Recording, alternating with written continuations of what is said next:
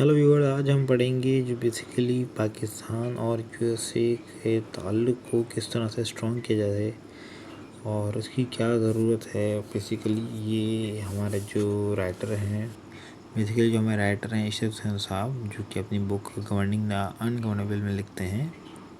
वो ये लिखते हैं बेसिकली कि बावजूद इसकी कि डोमेस्टिक परसेप्शन जो पाकिस्तानी है वो ख़ास अच्छा नहीं है, लेकिन यूएसए जो है एक पाकिस्तानियों के लिए एक बहुत और पाकिस्तान के लिए एक बहुत अच्छा एक स्पॉट है कि वहाँ से अच्छी इमदाद ली जा सकती है। कि पाकिस्तान का जो बेसिकली वहाँ से हायर एजुकेशन, टेक्नोलॉजी, ट्रेड और लेबर फ्लोज के हवाले से एक रिलेशन है और इसको बेसिकली हम इसको मज़ीद बेहतर कर सकते हैं। और हमें बेसिकली ड्यूटी फ्री मार्केट की एक्सेस अपनी लेनी चाहिए ताकि जो हमारे प्रोडक्ट्स हैं वो ट्रैवल एरिया से उन इलाकों में जाके सेल हों।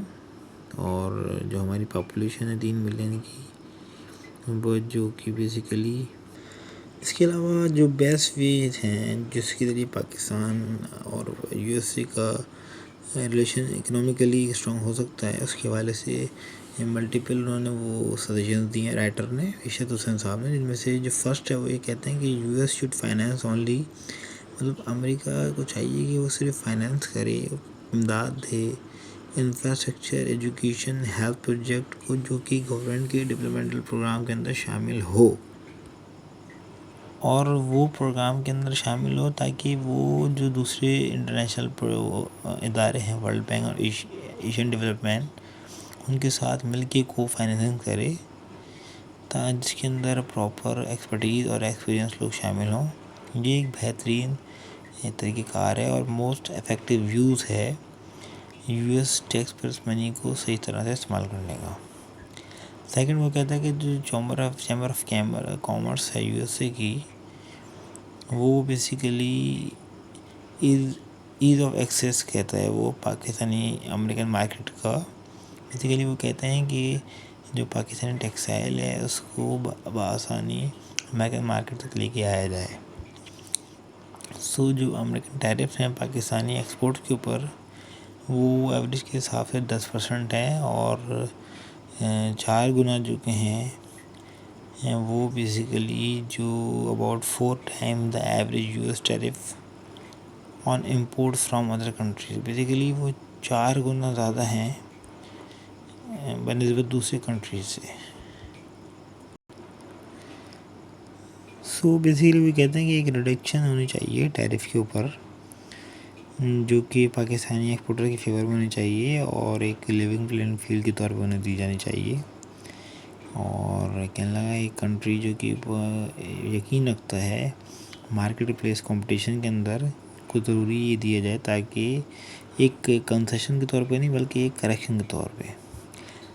सो सेकंड जो था वो ये था सिंपली कि यूएस चैम्बर चाहता था कि पाकिस्तानी जो एक्सपोर्ट्स आ रही हैं उन पे टैरिफ कम किया जाए, जिस तरह दूसरी कंट्रीज़ के लिया जाता है 4 गुना सस्ता, इस तरीके से पाकिस्तान से भी लिया जाए और उन्हें सहूलत दी जाए। तीसरा जो वो कहता है जो पाकिस्तान को एफडीआई चाहिए पावर जनरेशन के अंदर, transmission, distribution, gas pipeline, oil and LNG, refining capacity, petrochemical complexes. तो इन सब के अंदर पाकिस्तान को एफडीआई की ज़रूरत है। तो यूएस इन्वेस्टर जो हैं उनको इनकरेज करने चाहिए through import export bank loan के ज़रिए। ओवरसीज़ प्राइवेट इन्वेस्टमेंट कॉरपोरेशन उनको गारंटी करें कि वो पाकिस्तान के अंदर आके इन्वेस्टमेंट्स करें सिंपली। चौथा वो ये कहते हैं कि जो अमेरिका है वो हायर एजुकेशन और साइंटिफिक और टेक्नोलॉजिकल रिसर्च के अंदर दुनिया में माना जाता है। तो उनको चाहिए वो हमारे टीचर्स को, साइंटिस्ट को ट्रेनिंग करें, उनको पढ़ाएं अपने इदारों के अंदर, नामवर इदारों के अंदर, और एक रिश्ता जोड़ें एक तरीके से पाकिस्तानी और अमेरिकन यूनिवर्सिटीज़ को आपस में मिलाने का।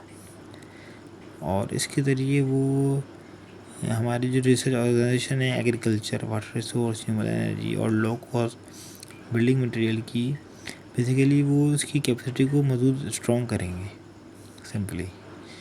سو یہ ایجوکیشن کے حوالے سے یہ پوائنٹ کہ یو ایس اے کو چاہیے وہ ہمارے ٹیچرس کو ٹریننگ دے، ہمارے سائنٹسٹ کو پڑھائے لکھائے، تاکہ ایک یونیورسٹیز کے درمیان میں لنک بنے۔ پانچواں وہ کہتے ہیں پاکستان کو چاہیے، پانچواں جو کہ آج کے دور کے اندر ویلڈ نہیں ہے، اس والے کو ڈسکس نہیں کرتے۔ ہوپ فلی آپ کو انڈرسٹینڈ ہو گئے ہوں گے 4-5 پوائنٹ، اور سی ایس ایسپیرنٹ اس کو ضرور انڈرسٹینڈ کریں گے۔ تھینکس۔